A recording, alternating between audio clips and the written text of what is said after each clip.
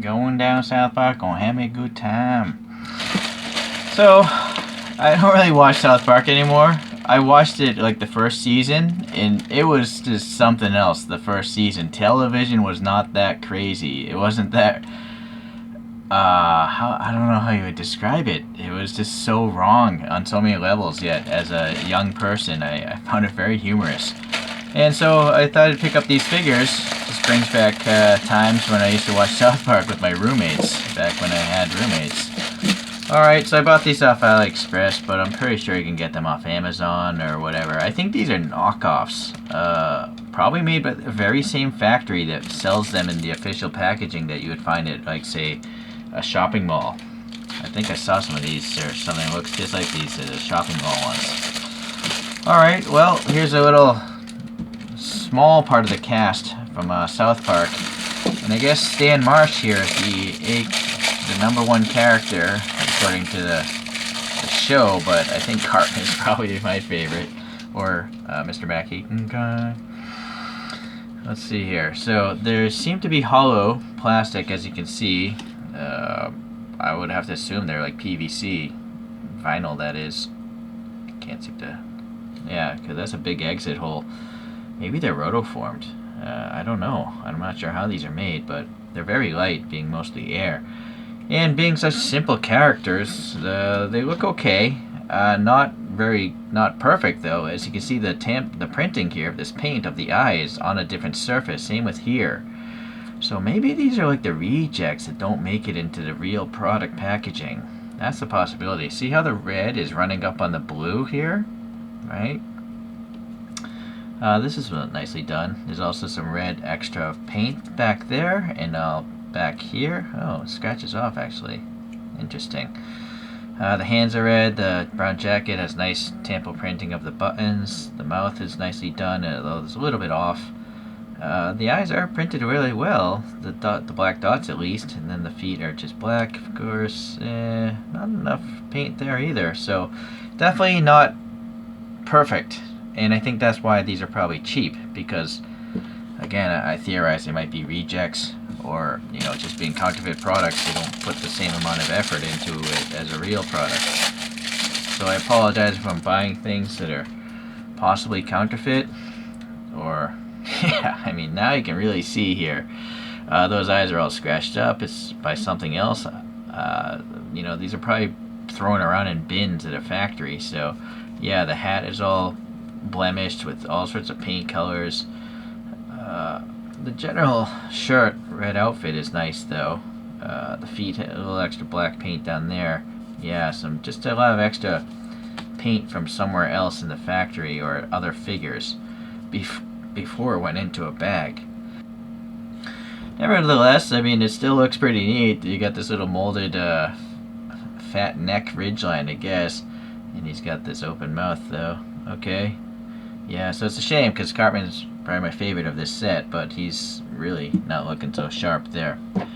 Okay, Cal Bravosky. I guess it's the smart one.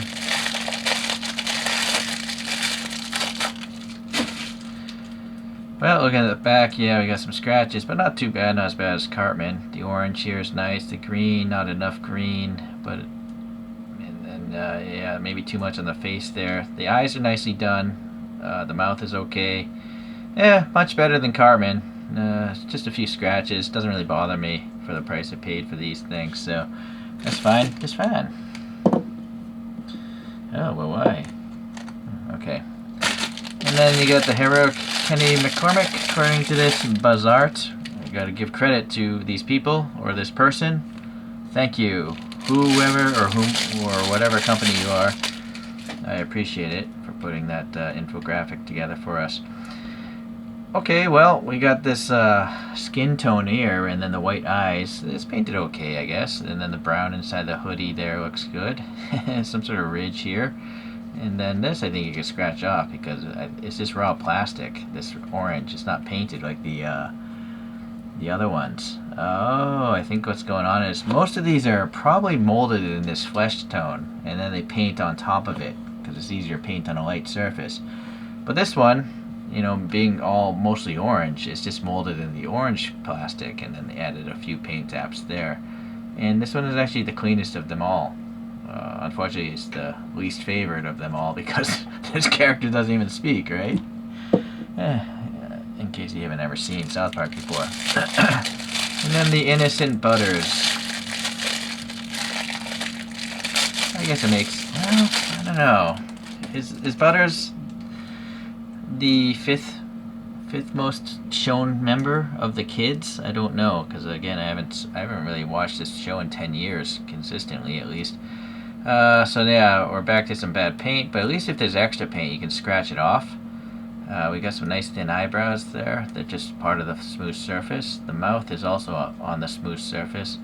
A little blemish there. That's nicely done. The hands are okay. The hair definitely is lacking in paint. So I think it'd probably be easy to actually repaint these. As you can see, I'm literally just scraping a lot of the paint off. So you could just go back and paint this whole hair piece, or whatever you want to call it, yellow. And you'd probably be okay, and you might as well do the hands while you're at it. It's such a basic figure, I think most anyone could paint it. Let's see if we can scratch this blue off easily. Don't know.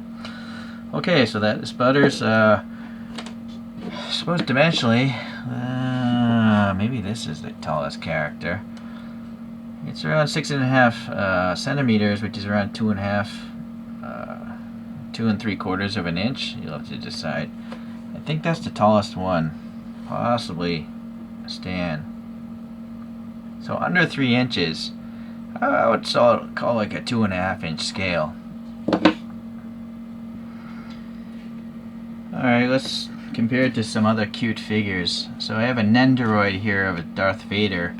I honestly can't remember if this is an official Nendoroid or a knockoff. It's amazing how many things are just copied in mainland China. I mean, toys. What scares me is the fake airplane parts. That's no joke there. So as you can see, an Nendoroid I think is just way too big to pose with these guys.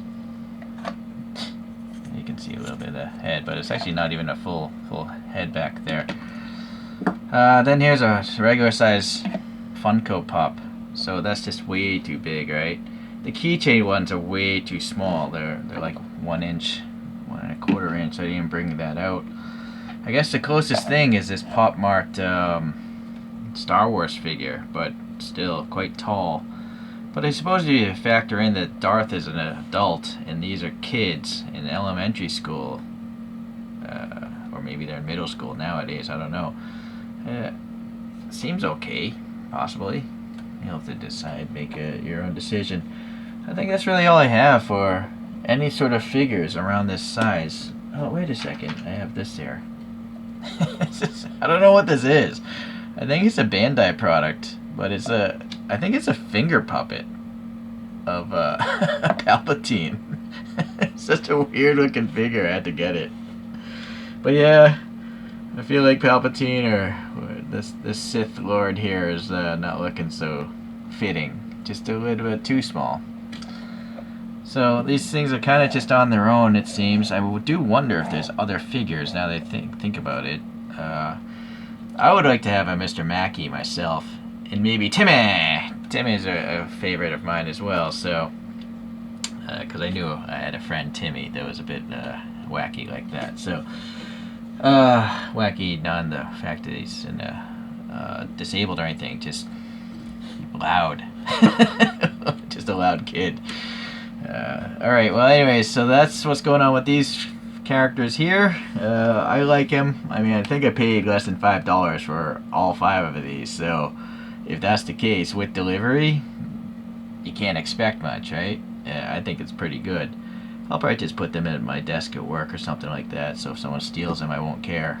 Alright, thanks for watching. Screw you guys. I'm going home.